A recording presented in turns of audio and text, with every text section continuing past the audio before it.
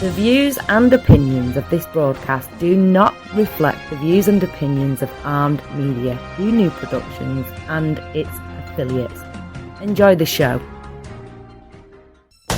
What's up, everybody? Welcome to Ask for Candy, where we talk about healing, self-care, love, sex, relationships, and what it takes to be amazing on the daily. Who I am is CandiceHarperLoveCoach.com, and my purpose with this podcast is to create healthy romantic relationships all around the world through self-love, soul connections, and sweetness. And before we get to that, ooh, child, it's hot. I don't know where you are. It is hot. It is hot, right, B? I don't know where people are in the world, B. I know you're a little bit south of me right now. It is hot where we are. And, that's kind of a good thing because we do talk about, sex and love and sweetness and soul connections. And I feel like that it lends itself, right? We're going to let the temperature work for us. So as you guys know, we are now partnered with Solivity Magazine and part of Solivity TV. And from now on, we will be live every Wednesday at 7, whether it's hot, cold, no matter what, we don't care. We're going to be here. You can also watch us at Solivity.com on Solivity TV, or you can subscribe to Solivity TV on YouTube so that you can be alerted every time that we go live. And don't forget to subscribe to our audio broadcast, the podcast Ask for Candy on Anchor, iTunes, Spotify, iHeartRadio, wherever you normally download podcasts. And during the course of this show, you know that I love it when you talk to me, when you make comments, when you interact, when we can have conversations. But I understand that some of you are very shy and you like to keep things a little close to the vest. So you can also email me when you think of things that you might want to talk about, but you don't want to talk about it publicly or on social media. You can email me at askforcandypodcast@gmail.com. And sometimes when you email me, that becomes a topic on the show, or I might talk about it. I might answer the question later, but of course, I will keep you anonymous. So those of you who have been watching know that for almost 9 years, I have been a relationship coach, a workshop facilitator, and now a professional matchmaker with Talkify Dating Service. And if you've never heard of it, it's an amazing digital service where you can hire a matchmaker to do all the sifting and the vetting on your behalf. And it's especially great for people who struggle with initiating contact or simply just picking the right partner. Some people just feel like their picker is broken. I don't know if you've ever heard that before. I don't know if that's like a Southern phrase that people say, that, their picker is just broken. I just don't know what it is. But what we do at Talkify is we help people with stuff like that. We help you train your picker. We help you feel like you can listen to your intuition and your gut and, pick people from a place that is authentic and true for you. And matchmaking and relationship coaching are my zone of genius. And the best part about it is that week to week, I get to grow and learn as I interact with people around the most intimate parts of their lives. I get to meet and nurture new clients. I get to screen possible dating candidates for them. I get to design programs and activities that deepen their ability to get to know each other. And most importantly, I get to be part of what supports healthy beginnings and sustainably healthy relationships. I get to be the cause of self-love, soul connections, and sweetness, which is what we talk about here, right? Amen, honey. You want to say hi to the people, Brian? What's up, everybody? Yeah, it's hot. Brian is my voice in the technology. I always say he's my deus ex machina. For those of you who love Greek tragedies, Brian is the voice. So every now and then he comes in and chimes in, and we love having his input because he is also my married man perspective, which I think is very, very valuable. Don't you think so, Brian? Don't you feel like your voice is valuable? Yes, I do believe my voice is valuable. Good. You have to. I will second that. Right? You have to believe it for yourself if nobody else does, right? It's true. So tonight, I really want you to stick around for the entire show so that you won't miss at the end. I'm going to do matchmaker moments. Tonight, I'm going to tell you all about a featured client. But before we get to all of that, tonight's topic. So, we talk a lot about relationships. We talk about love relationships, and romantic relationships are mainly what I focus on. But everything in our lives is relationship, and everything that we have a relationship with is an expression or a representation of our relationship with ourselves. Not just the relationships we have with other people, not just our romantic relationships, not just our familial relationships, but our relationships with objects and atmosphere and the things around us, like our relationship with food. right? And for anyone who has ever been in a struggling or difficult relationship with food, you know that there is a level of push and pull and power and control and trying to understand, which is similar to any relationship that you might be in, right? There's a level of wanting to learn some sort of skills to actually navigate our way around it. If you've ever struggled with your weight going up and down, or, health consequences based on the way you eat, or, just all the possible things that can happen from the struggle with a relationship with food, there's a relationship with money, there's a relationship with other people, there's a relationship with career, there's a relationship with everything that we invite into our lives. And those relationships are a product of our relationship with ourselves and an expression of our relationship with ourselves. Brian, have you ever had food issues? Do you have like a favorite food that you binge on? Well, it's funny, as you were talking about food, I almost wanted to hear some of that chicken wow wow when you got the music in the background, because sometimes it's like that. Right? Yeah. Soul food. Soul food. Oh my gosh. Yes, yeah. Honey. Please. Smothered anything. Anything smothered in gravy, right? Oh man, collard greens, cornbread. Yes. Mac and cheese. And I think that it's good, and it's good and healthy when we have like a favorite or like a cultural cuisine that we love. I think there's nothing wrong with any of that. Like, we don't want to shame ourselves for loving food. We're humans, and we're meant to. Like, we're supposed to love it. We're supposed to enjoy it. Eating is something that we're supposed to be able to enjoy. But what we want to get into, and you guys who listened a couple weeks ago, Brian, remember we were talking about the difference between coping skills and coping mechanisms. Yes, I do. Yeah. Yeah. And one of the coping mechanisms that I talked about was our addictive things like drink, food, gambling, shopping, all of those things. And it's interesting because this week I did, I don't know, those of you who know that I'm studying hypnotherapy right now, I did a whole bunch of hypnotherapy clients this past weekend, and at least half of them brought up their relationship with food and issues around eating. Also, I think because of this pandemic. Brian, has your eating pattern changed since we went in lockdown for this pandemic and all the stuff started happening around this?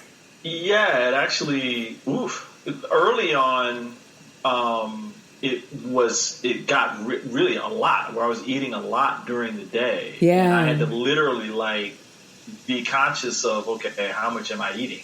Yeah. And so I just started to cut back over the last couple of months. But yeah, I noticed I was gorging on stuff. Yeah. Did you do it long enough that you started to see a difference in your body? A little bit. Really? Yeah. I mean, shorts and jeans and all that stuff getting a little too tight. Right?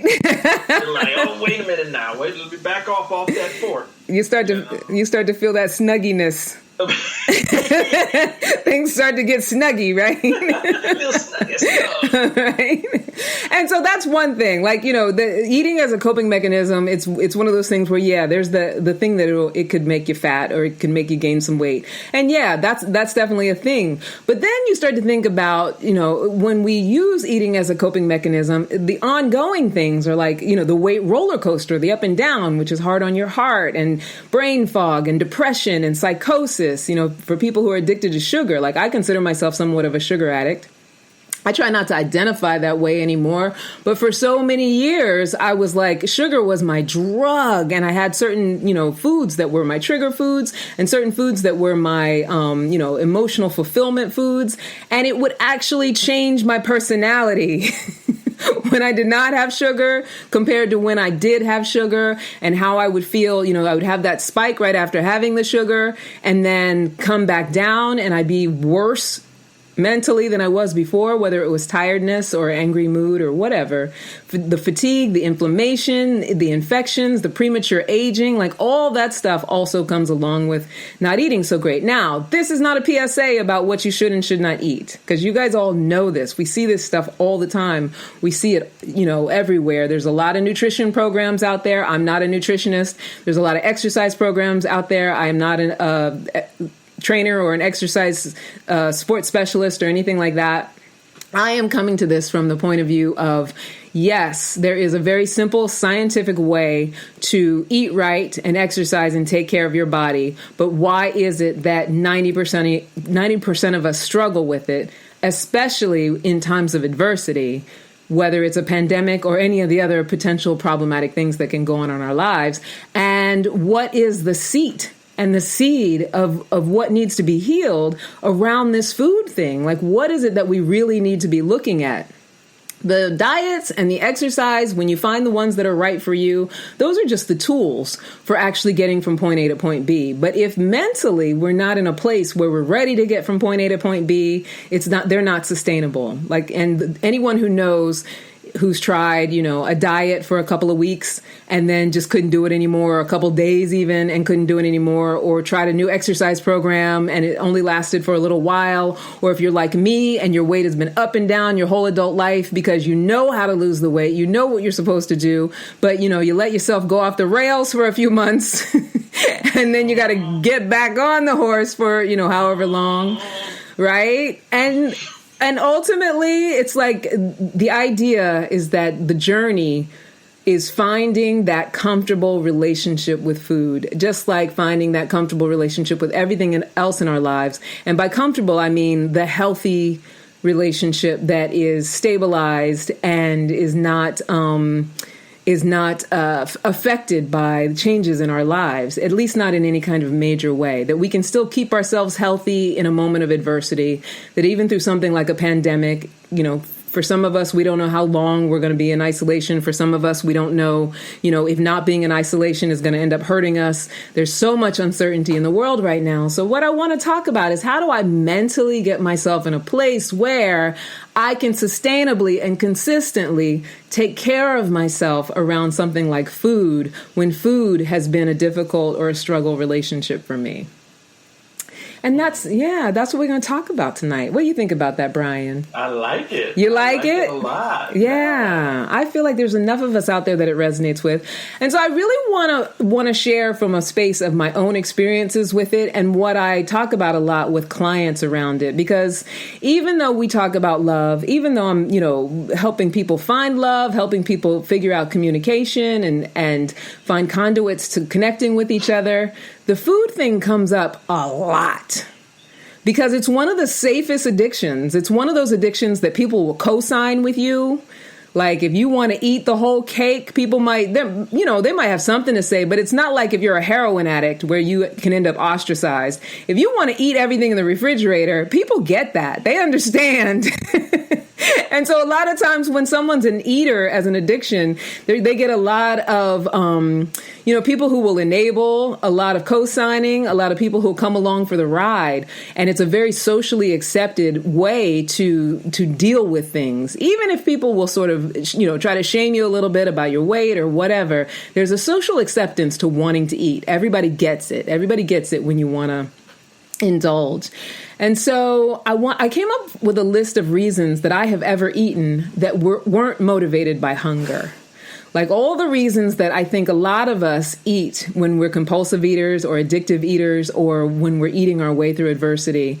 I came up with, what are the reasons, if I'm honest with myself, for why I was really eating as opposed to actually physiologically being hungry, which is its own thing. That's healthy. Like, when we can get in touch with physiological hunger and understand that that's what's going on with us, we can make a lot better choices than if we're not in awareness and just eating for all kinds of other reasons. So I thought I would identify what some of those other reasons are.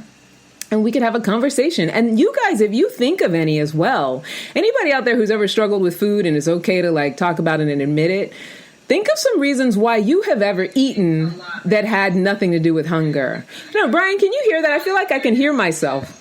Is that feedback? No, that's me. Oh, that's you? Okay. That's me. I'm going to say I can hear myself at myself. I don't want to hear me. I want everybody else to hear me. So yeah, here are some of the reasons that I have ever eaten as a compulsive eater that had nothing to do with hunger. So the first one is just the wanting of instant gratification. Wanting to just instantly feel good, get a rush right in the moment. Just not wanting to deal with whatever was in front of me, just, wanting the pleasure of it. One of my drugs of choice is the Pillsbury cinnamon rolls in a can, which is the most low rent processed, crappy food that you can possibly put in your body, but it's a drug food. It is an absolute drug food. It's not something that, if I'm taking care of myself and loving on myself, I would ever eat. But in a moment of wanting instant gratification, in a moment of being in my addiction, I would definitely go for that. And I can eat most of it. Just cook it up in a little iron skillet. So the want of instant gratification, number one. Second is when there are things that I need to say that I don't want to say. So back to the gratification thing, there's something about the pleasure of eating something. When you have worries about a conversation you need to have or a communication that should be had that you're not having, and anytime you're holding on to something, anytime I've ever been holding on to something, whether it was a fear about somebody else's behavior in my life, like a relationship in my life, whether it was a romantic relationship or a familial relationship or whatever, something that needed to be cleaned up and discussed and just communicated like adults. But if I had some fear around it, food is always a good in the moment comfort. Right? So I can just go and do this thing. I have control over it. And I don't have to think about the guilt until after. So another thing is to fill an emotional hole. And for those of you who have ever not allowed yourselves to grieve about anything or not allowed yourself to feel what you feel, and when I was in moments of not wanting to feel whatever it was I was feeling, or if there was an emptiness or a story of not being enough, or, something was in front of me that I felt was bigger than I was, or I was incapable of doing, telling myself a story that I can't do something, then food is an easy way to physically feel fullness, right? You stuff yourself and it's artificial fullness. Right? You hear that, Brian? I hear you. And you feel that one? Oh, yeah. You see that pecan pie? Yeah. With the ice cream. And you decide to eat half of it. Right? Yeah. When you know you ain't supposed to. And it's so... you're not supposed to, but the thing too is like it's so easy to eat large quantities of those kinds of things, not just because they're chemically made to make you want to, right, but because when you're eating emotionally and you're not listening to what your body is saying. You're just trying to make an outcome. You're trying to make a feeling, right? That feeling of let me stuff myself until I can't do it anymore. Do you think that the feeling sometimes is connected to maybe even a time and place that you were eating that? Like if you were a kid and, you remember going to the ice cream truck and getting ice cream. And so ice cream becomes your go-to when you're trying to feel an emotional hole or get instant gratification? Yeah, I love that you said that because I think that we make a lot of associations when it comes to food, whether negative or positive. I have a friend who she used to say, I'll never eat oatmeal because, my mom used to make me eat oatmeal. It would make me so mad. And it's the same the other way around. Like I think about, holiday meals in my house growing up. And I think I've talked about this before. My older sister always makes fun of me because every time you see a picture of me at a holiday meal, I'm always crying. But my mom was such a good cook. And the desserts that she made were amazing. So that was always sort of the consolation, is that whatever was going on with me, around my family communication, how I felt about my family, whatever dysfunction was happening, I always knew a good meal was coming. So as an adult, I always associated big, huge meals and desserts with, happiness, making yourself feel better, right? Couldn't wait for that dessert. And I definitely think ice cream is almost like, I feel like whoever invented ice cream invented it because they knew that it was going to do that. Like ice cream and children, and how many times children get ice cream to make up for something, when they're sad or when they're crying, or just the fun of having it and the joy that ends up around the eating of ice cream. And I'm not saying that's wrong, because children love ice cream and it's a treat and all of that stuff. But yeah, I think we very easily make associations when it comes to food from our childhood and what those foods meant in our childhood. And a lot of times, especially adults who aren't always doing the right thing as parents, they use things like treats and rewards in a way that makes us as an adult associate love and happiness with those things. Yeah. Does that answer your question? Yeah, absolutely. I was just thinking when you talked about the ice cream, I'm remembering it popped in my head was the scene from the Wonder Woman movie where they're about to get on a train or they're boarding a train, and the dude gives her some ice cream, and it's the first time she ever had it, and she's like, "Oh, your mother would be so proud."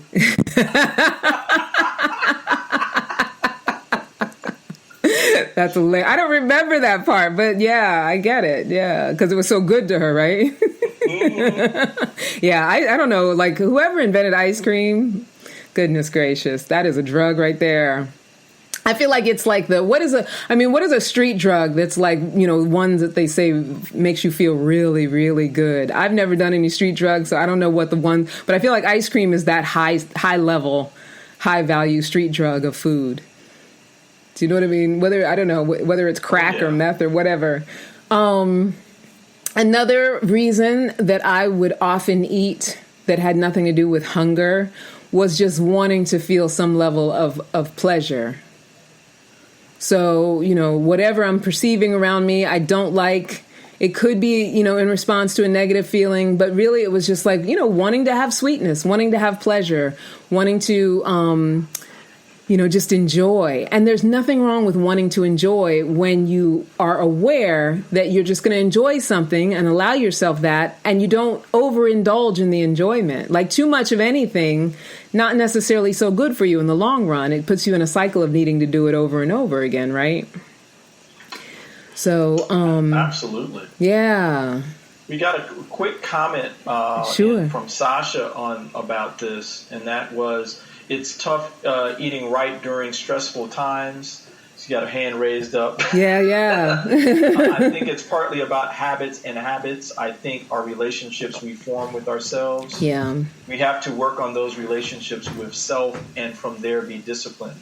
So thanks for that, Sasha. Really, really good thoughts. Yeah, 100%. And I think, too, the thing about, and I love that you mentioned the word discipline, because I do think that discipline is a big part of it. But I think what helps us and supports us with discipline, because a lot of times we can be very hard on ourselves as well.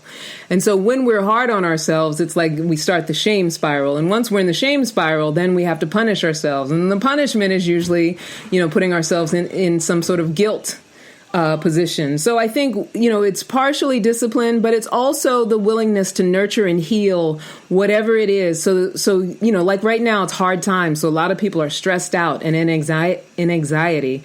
So am I asking myself and looking for possibilities for how I can heal and nurture and love on that anxiety so that I can love myself through it? And allowing myself to feel it, because it's natural to feel it, rather than trying to stuff it down. Because if I'm trying to stuff down a feeling, trying to force myself to get disciplinary is not going to help me with the feeling. It might help me in the long run if I can force myself long enough to feel better that I'm not doing that anymore. But if I don't actually ever let the feelings come through, at some point I'm going to go back to the old paradigm, which is, what do I do about these feelings that aren't going away, It's almost like we self-medicate with the sugar and, foods that aren't good for us. Yeah, but I love that you shared that, Sasha. I think you're absolutely right. Finding the healing and then, incorporating that with the discipline. Another reason to eat that has nothing to do with hunger, I'm bored with what I'm doing and who I am. And so times in my life where I was bored with who I was or with what I was doing, eating was just a good way to, first of all, cooking, because I love to cook. So I would cook and cook a lot and cook in a very extravagant way. And so that gave me a little instant gratification of feeling like I am actually doing something. It made me feel momentarily purposeful. And then doing a whole lot of eating also, like I was saying, felt like pleasure, and it felt good, and it felt, like living. And there's nothing wrong with feeling that living, but you want to be aware, like, what am I distracting myself from that I really, really want to be doing? And so for the longest time, just becoming an entrepreneur, building my business, writing, creating content, whatever it was that I really wanted to be doing, but I was afraid of, and I wasn't doing it. So I was bored with what I was really doing. I wasn't living into who I am, living into my purpose. I wasn't pursuing things that I'm passionate about. So food was a good go-to because I could tell myself I'm doing something creative, and then I could eat and feel pleasureful and be in that cycle. So that's another, reason to eat and overeat that had nothing to do with hunger. And I'm saying all of these because they're all reasons that I gave myself. And if any of them resonate with you out there, it's not an opportunity to shame yourself. It's an opportunity to just be in awareness, because that's how we change the relationship with food. Like being in awareness of what it, right? Of what we're doing with it, why we're doing it, and just being willing to question ourselves in a moment will be the thing that supports us in transforming that relationship into a healthy one. Right. Let's see. Another reason that I used to eat that had nothing to do with hunger. It was the only way that I knew how to connect a lot of times. So if I didn't know how to connect emotionally, and I feel like this happens a lot with families, like the whole families that don't know how to connect, do a lot of eating, a lot of big meals. Everything's around food, right? Soul Food, the movie. It's Soul Food, the movie. Like, and that movie perfectly illustrates that, right? The way the family breaks down in their communication and stuff. But one thing they always did. They eat every Sunday. Though. Every Sunday, that big, huge meal, until it got to the point where they stopped because the communication had broken down so far that even the food wasn't going to get them through. Right. And it was the way for them to get back together, right? And ultimately, in the kitchen and did the Sunday dinner. Exactly. It was a way for them to get back together and express having pushed through what they had been through with each other and get back to center and be able to actually communicate with each other. And that's the thing about it. So, like I said, it all comes down to awareness. Like, do you have a one-on-one relationship or a big familial relationship or even a friendship? That's what it's all about, is getting to the next meal, planning the next meal. And that's where the connection is around food.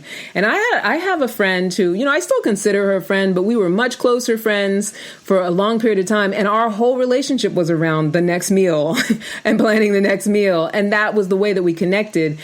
And ultimately, we had a lot of good and fun times, but was it necessarily good for me health-wise and physiologically? No, it wasn't, because what I was doing was not connecting with her in an emotional way, not connecting with her in a sustainable way, but connecting for the moment, having fun, and not thinking about the consequences that there was going to be on my body, and not connecting with her, the way that friends really could, what's really possible. So all the family dinners, the going out to eat and all of that stuff, it's not a wrong thing. It's just, you always want to be aware, like, are we just doing this? And, I go down south where my parents live, and you see tons of big old fat families. And you know that they were at Golden Corral that morning. They're going to be at Cracker Barrel for lunch. And then they're going to be at O'Charlie's for dinner. No, you didn't. Don't forget about Pancake House. Right? Pancake House, International House of Pancakes, the Waffle House, all of them. And I've been to all those restaurants, so I'm not making fun of anybody or anything like that. But when you're in that habitual kind of, and now that we're in the pandemic, I feel like, everybody's at home. So the groceries come from Costco. And every time, the big load of groceries come in, that's what it's all about. Like, let's just deal with all of our anxieties and all our stresses by eating all of this food. And, awareness, just awareness. Like, is this what we're doing? Is there an alternative that we're denying ourselves? Is there some level of connection that we could be having, an interaction that doesn't always have to revolve around food and doesn't always have to revolve around using food as our coping mechanism? So another reason that I used to eat when I did not feel hungry was in romantic relationships. If I didn't feel heard, by my partner or, whatever my main relationship was, I was someone who would eat. And by feeling heard, that goes back to the, am I saying the things that need to be said? because I have to take responsibility for what I wasn't communicating, but also feeling like what I was communicating wasn't heard in the way that I wanted it to be, or it wasn't listened to. And rather than figure that out and communicate through that and understand myself and my partner better, I chose to just eat and stuff it down and pretend like it wasn't what it was.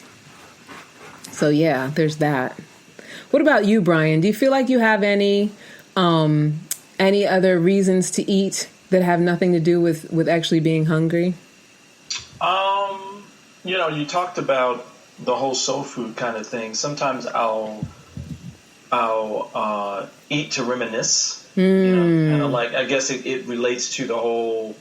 Ice cream. I won't say this emotional whole. It's more like, to connect. I think that when you're talking about like to connect to some of those old times, like especially like soul food, like that, eating that food sometimes reminds me of like my grandparents and those kind of times where she would cook she would have food ready for us regardless of what time we arrived at her house. Wow. So back in the day when you go you drive someplace, you leave like late at night. Right? Yeah. Either early in the morning or that kind of deal. And it could be, we could get there at midnight or 2 in the morning, and the first thing out of her mouth was, y'all hungry? Yeah, right. Right. You have some stuff ready to go. And I just heat it up. Yeah. I love that you said that too, because, you're talking about nostalgia eating, which I think there's nothing wrong with that. I think that's great, in perspective. And also, generations of our culture, I feel like that's how we loved each other. So, like my grandma my grandma wasn't much of a cook, but, food was always a conversation. And so I think that, and the reason my mom was such a good cook and that food often becomes the thing in families is because for generations, especially culturally in our culture, that's how we could love each other, right? Is making sure everybody ate. Right. And so a full refrigerator. Yeah, a full refrigerator was a big way to be able to love your family when you come from, generations of oppression or, dealing what we've dealt with socially in this country. And that's not to say other cultures don't do it. I mean, I have Italian friends. I grew up in an Italian neighborhood and I have Italian close friends. And you can tell, like, the food is the love and it's the expression of the love. And it's not to make it wrong, but when you're dealing with weight issues or you're dealing with trying to have a healthy relationship with food, it's very hard to discern the difference between, overeating and actually loving yourself. Right? It's really hard to make that distinction. And so it's not to say don't feel the love when you enjoy good food or don't enjoy good food with your family, but make the distinction. Am I overeating because what I really need is actual love? What I really need is the actuality of emotional connection. What I really need is to be able to have a conversation with somebody and connect with them on that level. But because food feels like love to me, I'm having food instead. Right? It's just an invitation for how to make it a healthier experience and still be able to enjoy all that we want to enjoy. So another reason that I would eat, even though I wasn't hungry, is that I didn't feel deserving of what I would have if I didn't depend on food emotionally. So if I didn't depend on food emotionally for many years, I'd, healthier weight, healthier body, more energy, which I have now. Like, when I want the weight to come off, the weight comes off. Like, there was a time where I didn't feel deserving of having that. And that meant, that I was going to be able to do all of the things that I wanted to do, all the things I was afraid that maybe I wasn't good enough for, right? If I was able to, be eating healthy and taking good care of myself, I was going to be able to be as big as I wanted to be, metaphorically, not physically. Right? But, food, and the overeating and eating because I didn't feel that I deserved it. Not consciously, though. It's not like when you're doing that, that's what you're doing.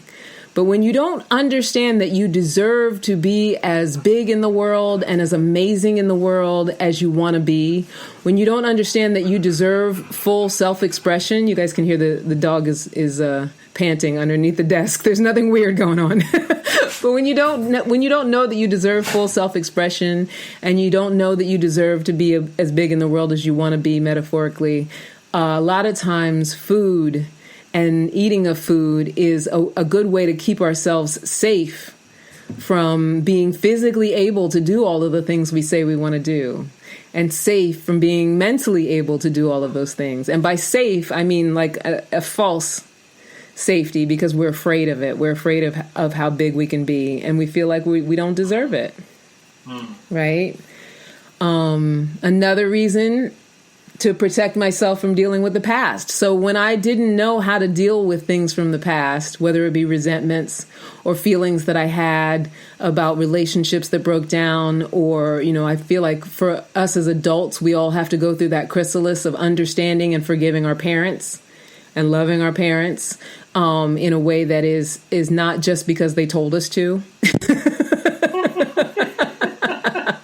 You know that difference between, trying to talk to them right and respect them and love them because they told you to, which I think is a very young adult thing, and then going through a chrysalis where you actually understand where they were coming from and what they truly meant and the value of them.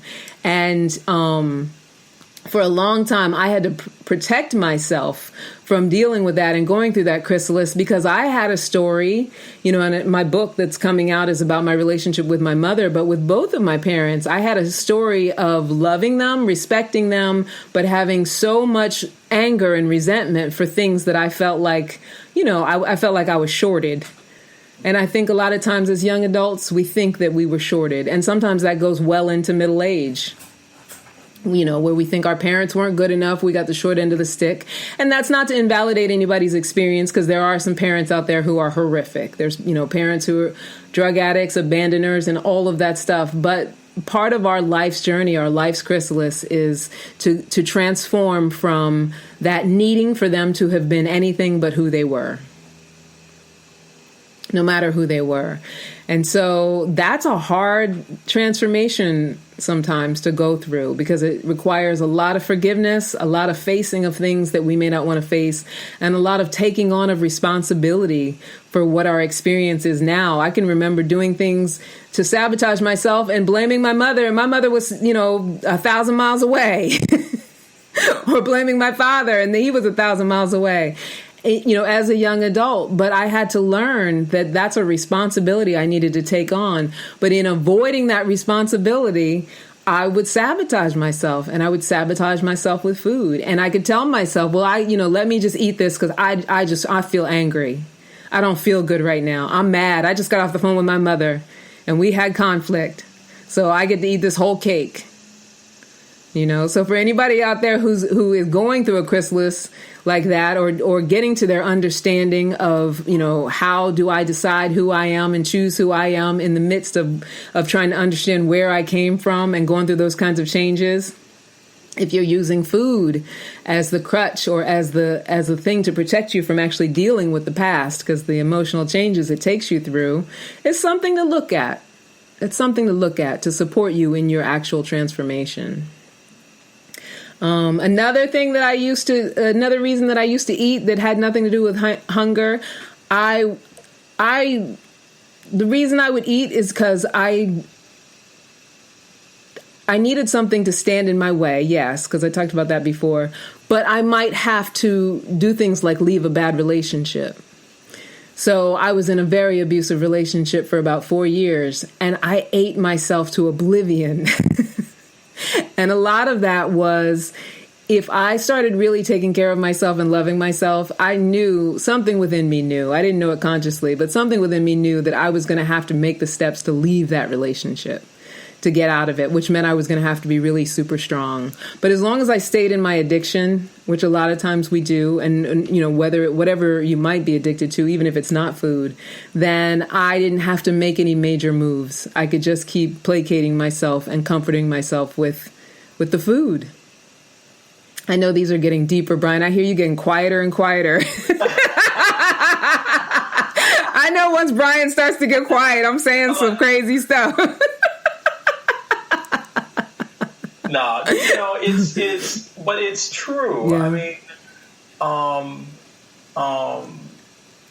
where, like, this one specifically where, food becomes something similar to alcohol or tobacco or other drugs, or even legal drugs or prescription drugs or whatever. It becomes that addictive kind of thing where you're avoiding making a tough decision to that where is contrary to where you think you want to be. You were talking about a relationship, like, if this person would only do this, then everything would be fine. Yeah. So instead, but all the signs are saying that this person is telling you exactly where they are. Yeah. And they're not going to change. But you eat to try to avoid making the tough decision, which is to leave. Totally. You get in your cycle. You get in that cycle of addiction, that physiological, okay, so let me just make myself feel better so I can keep enduring in it. Right? But it's important. I mean, people need to, all of you need to understand this. Yeah. Candy, thank you for being real. Oh, thank you, honey. I appreciate that. Another one on the other side of it, though, is that, as a single person, the overeating, I might have to get into a healthy relationship if I don't stop overeating. So that's another thing. I think a lot of times we say we want something and then we think about the prospect of what it would take to actually do it. And what it would take to get into a healthy relationship would mean that I'd have to be healthy. Right? And so we started, which would include not eating. Which would include not at least not eating in an obsessive way, or not eating in an addictive way, right? So that that's another reason to eat when you're not hungry, is like that avoidance of that health. And not understanding, deserve level comes in with that one as well. Like not understanding, I deserve to be in a healthy relationship. I deserve to be in a healthy relationship with myself. And I have to talk a little bit about the fat positivity movement, because in as much as I am all about self-love, and I believe that no matter where you're at, no matter what size your body is, no matter where you're at physiologically or physically, you 100% should love yourself. But I do want to make a big distinction between what loving yourself really shows up as in a real way. So, I can be, a couple 100 pounds overweight, and I absolutely 100% can love myself. And there's one way of loving myself, which is that I feed myself things that will give me longevity, that will give me health, that will help me to have more energy, help me to do the things that I want to do. And I actually take care of my body. I sleep enough. I make sure my body gets exercise. Scientifically, I understand that my body needs certain things.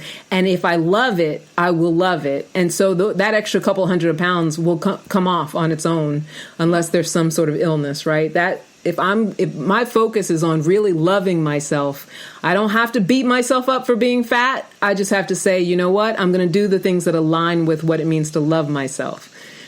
But then there's that other side of what people think loving themselves is, which is I express it to everyone else, and I make myself a show about it. So, there's nothing wrong with, and I know I'm walking a very fine line here. There's nothing wrong with Walk on. I'm going to walk on. There's nothing wrong with feeling proud of your body, no matter what size it is. But there's also having an understanding that loving yourself is not carelessly putting anything you want into your body and then shouting out, I love myself, and so you should appreciate it too. Do you know what I'm saying? So, yeah, and that's not to shame anybody or wrong make anybody, because I feel like we're all deserving of love, and we're definitely all deserving of self-love, but we want to be making distinctions about what things really are. Narcissistic self-love is love me, love me, love me, look at me, love me, look at me, look at how I am, accept how I am, you need to accept how I am. That's a narcissistic loving of myself. What's that? 45. 45, right? That's all I'm going to say on that. Yeah, right? But a genuine loving of myself is I do the things I know I need to do in order to take care of my body in the most optimal way. And whatever is the best version of my body that comes from that, I love that as well. It doesn't have to look like some magazine version of what a body's supposed to look like, but it does. Our bodies do express the best of how we treat them at any given moment. And so if you want to be an expression of your love for yourself, then let it be a genuine, my body is a temple. I love it. I take care of it. I give it enough rest. I give it nutrition. I give it exercise. And I do it on a regular basis without beating myself up, without making myself wrong, without, all that other stuff. And I know that that's a practice. It's not an easy thing to do, but it's important to make that distinction. And there's so many young women that I just, I want to sit down and talk to and have that conversation with, because I know that, the body positivity movement is a big thing. And I think it's important, but I think sometimes things get a little grayed and confused. That's on that. I didn't even mean to go off on that tangent, because as always, the hour is going by so quickly. So, like I was saying earlier, like all the other coping mechanisms, food is just a tool. It's a tool that we use to avoid the deep level mental healing that is either too terrifying to face or it just hasn't been identified. A lot of times it's just about identifying what's truly going on with me every time I want to sit down and eat that whole cake. What is really happening? What do I really need to process? How do I really let myself do that? And so how do we overcome that so that we can do whatever, exercise program we want to do, or whatever? Let's say you decide to run a marathon or learn how to, dance on point or whatever it is. How do we overcome the mental blocks, the mental challenges that come up with the stuff that's unhealed? How do I generate the emotional healing? I'll tell you how I generated the emotional healing that made me want to create a good relationship with food. And there's three things. Number one, I made the choice to find the problems. What is really going on with me? I had to ask that question of myself. Like, what is it? Why am I so stressed that I got to keep eating? Why am I so lonely that I got to keep eating? Why am I so angry? I had to be real with myself about what those things are. And even now I have to be real with myself if they come up so that I can heal them. And by problems, I also mean things that I was believing that were hurting me. A lot of times we think it's something outside of us that's hurting us. It's what we believe about what's outside of us that's hurting us. So like I was talking about, the transformation, the chrysalis that happens around our parents. I had beliefs about my parents and who my parents were supposed to be that caused me to have resentments. I had to own that I had those beliefs. I had to heal those beliefs. I couldn't wait for my parents to heal those beliefs because that's not their job. That's not anybody's job. You have to, the idea is that we have to heal ourselves and find those things and do what needs to be done in order to make them better. So the past resentments, the self-limits, the self-limiting beliefs, the things that were going through my mind and the overthinking, that I had to identify it so that I could, take the steps to heal it. Number two, I had to learn to treat myself like a little kid who was learning, and I had to nurture myself through the changes in the chrysalis. You have to be willing to drop that inner dialogue that, that's so wrong-making and shaming of ourselves, especially when it comes to food addiction. Food addiction, there's so much shame around it. And if you're one of those people who hides the food that you eat, and I definitely used to be one of those people because I didn't want people to know how much of certain foods that I was eating at different times in my life, that hiding is shame, especially if you're a grown-ass person who paid for your own food and you're somewhere hiding and eating it. There's a lot of shame around that. So, you want to, look at that shame story and how you're making yourself wrong about it and be willing to nurture and love. That's that little kid that's in you, and nurture and love on that little kid, right? Nurture and love on yourself as you are going through change and transformation and trying to make yourself better or, on whatever level you want to be on. And number three, I had to start a self-care practice that changed the synapses in my brain. So I had to go from automatically beating myself up for things or having a hair trigger reaction, having hair trigger anger. I had to go from that to automatically giving myself love, to automatically overflowing with love onto things that normally I would be ready to fight and start throwing hands, not literally, but metaphorically, emotionally. So that required a self-care practice and a self-love practice that would change the way my brain connected, because it's our animal brain that has us have that, like, okay, I got instant gratification. Give me something quick. Give me something quick, because my emotions are high. What do I need? Oh, give me that big old hunk of chocolate cake.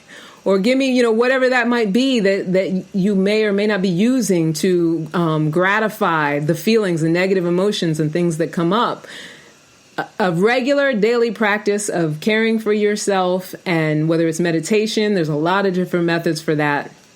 That is going to be the thing that helps you reconnect those beliefs, those brain synapses that put you on autopilot, so that autopilot becomes a way to react that actually works for you and takes care of yourself.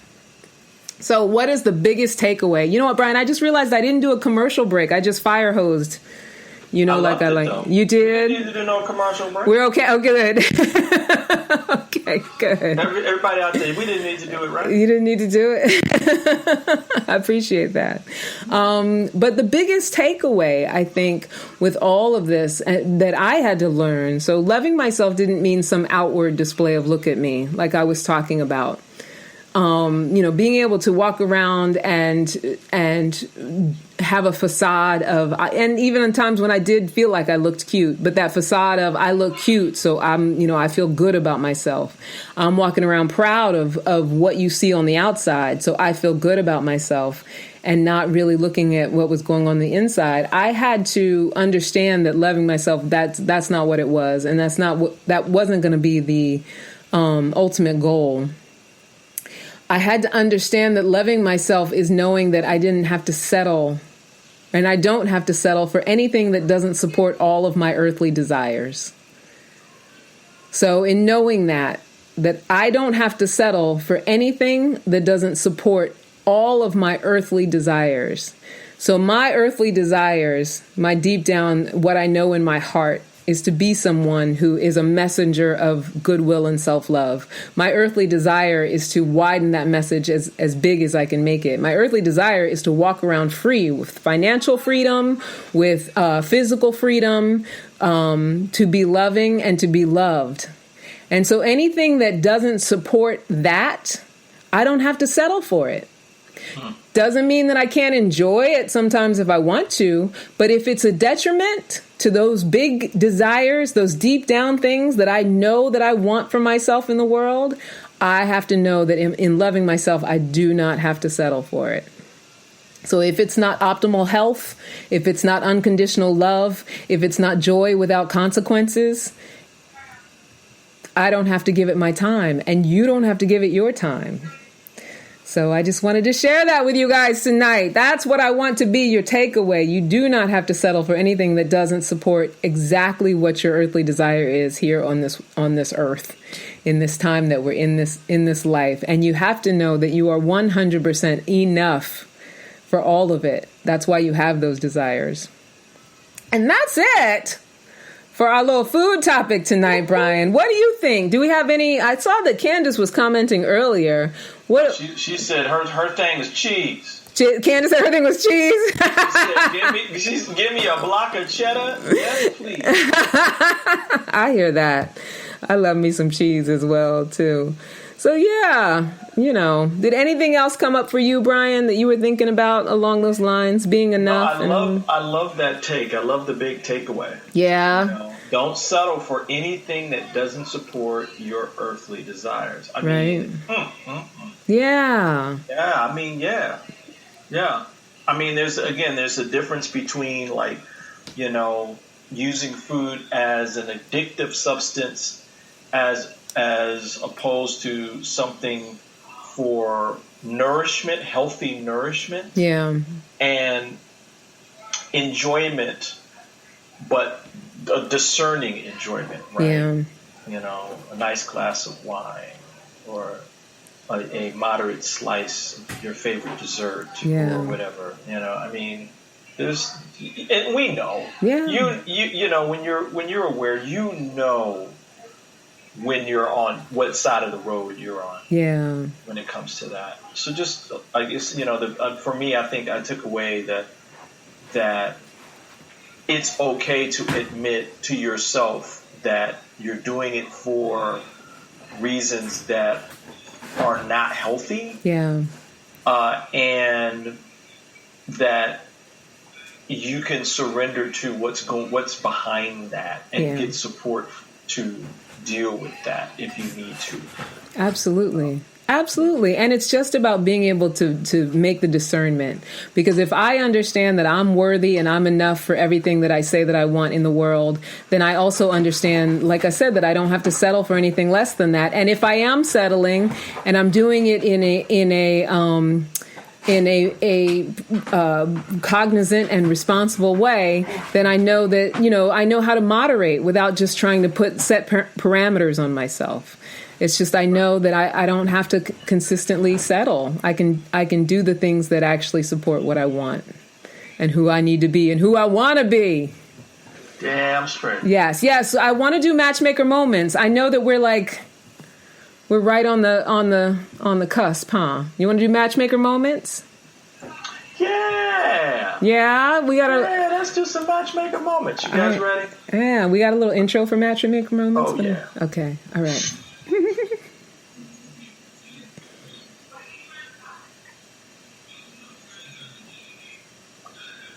All right. Matchmaker Moments is all you. Oh, okay. This week on Matchmaker Moments, I'm going to feature a client. I'm getting a whole new influx of clients. I got all kinds of clients, everybody. I got old, I got young, I got in the middle, I got South Asian, I got LGBTQ, I got POC, I got all kinds of people who are fantastic from all over. I won't say all over the world. We're mainly in the U.S. right now, but in all the major cities. So I wanted to feature a client tonight, sexy mama from New York City. She works in finance and she is making that cash, honey. She is making that cash money. She's only 33. She has rocked her career and now she is ready to focus on creating a fabulous family life with an equal partner. So NYC gentlemen who are in your early 30s, if you are out of that analysis paralysis stage that so many New York singles go through because there's just so much to choose from in the Big Apple, and you're ready to have your shit together and scoop up a wife or wife shop, which I think a lot of gentlemen do, hit me up. If you're between 30 and 40 and you're crystal clear about your ultimate intentions and you want to talk about what's possible with this client, she's a no nonsense, no BS kind of girl, but she's not, over the top. She's not like you'd see in rom-coms, like Sandra Bullock in that movie where she's like, she can't even be intimate because, women who have power, they can't also be intimate and sweet. They have to be like a super bitch if they're powerful. No, she's not that trope. She actually has facets to her personality. She's a very, very sweet woman and she's also very powerful and she's making that money, honey. So if you think you might be a great match or if you know someone who might be a great match, just email me, askforcandypodcast@gmail.com and say, I want to be matched. And you can tell me which show you were listening to. And thank you so much. Solivity Magazine, Passion, Purpose, Living. Brian, tell us what's happening right now. What is happening right now? Well, we got some shows coming up this week. Oh, nice. Let's see. Tomorrow, of course, Body Fit at 9 a.m. As always. Yes. But there is an incredible show for Conciencias con Cocktails with Javier Pedroza coming up on Thursday at 6. He's going to have mayoral candidate Diane Morales on. Oh. So you do not want to miss that. And some other great guests. D'Angelo Thompson is back. Yay, my D'Angelo. On Friday with his show Beauty and Gratitude. Yeah. Brandon Johnson and other incredible folks are going to be on that. So that's 8 o'clock on Friday. Yeah. And then now you know what's coming up on Saturday. What's coming up on Saturday? Do I know what's coming up on Saturday? Solivity Live. Solivity Live. It's the pack, the Solivity pack getting back together. Yes, I almost forgot about. Yes, honey. Yeah. D'Angelo Thompson, Candace, you're going to be on there. Yes, and Francesca. We're going to be talking Getting the old gang together. It's going to be damn near an open forum. I love it. So everybody don't want to miss it. We don't want to miss it. 100%. How could I forget about that? I'm excited. We're getting the old gang back together. Oh, yeah. Right? Also, every Monday night, everybody, you know I'm doing the Epic Circle, an online healing circle for women everywhere.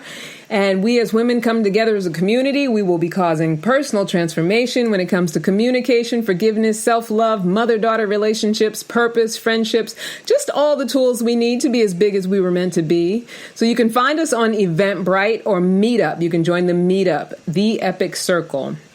The Instagrams are at Ask for Candy Podcast, at Candy Love Coach, and at Solivity Magazine. So where are we at, Brian? Should I go ahead and give them the big sign off and tell them I love them? I know. It's parting is such sweet sorrow, but we got to go. I know. I hate it when it's over.